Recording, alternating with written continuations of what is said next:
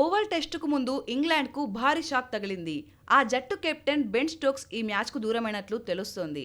ఇక అతడి ప్లేసులో మరొక ఆటగాడిని జట్టులోకి తీసుకుంది. అయితే స్టోక్స్ ఈ టెస్టు నుండి దూరం అవడంతో ఒలీ పోప్ కెప్టెన్గా ఉండనున్నారు. దీంతో ఈ టెస్టుకు ముందే ఇంగ్లాండ్కు గట్టి దెబ్బ తగిలింది. కాగా టెస్టు కెప్టెన్ బెన్ స్టోక్స్ భుజం గాయంతో బాధపడుతూనే 4వ టెస్ట్ ఆడాడు. మరీ ముఖ్యంగా ఈ సిరీస్లో కీలక బౌలర్గా కూడా ఉన్నాడు. అటు బ్యాట్తోనూ ఇటు బాల్తోనూ ఇంగ్లాండ్ను విజయ పథంలో నడిపించాడు.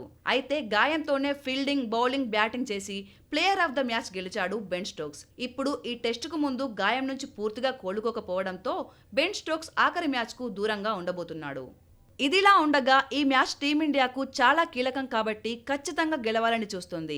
ఇప్పటికే 1-2 తేడాతో వెనుకంజలో ఉన్న టీమిండియా ఈ టెస్ట్ గెలిస్తేనే సిరీస్ సమరం చేయగలుగుతుంది.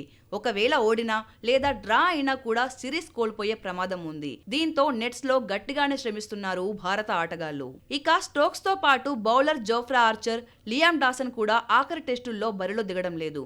వీళ్ల స్థానాల్లో గస్ అట్కిన్సన్, జెమీ ఓవర్టన్ ఆఖరి టెస్ట్ ఆడబోతున్నారు.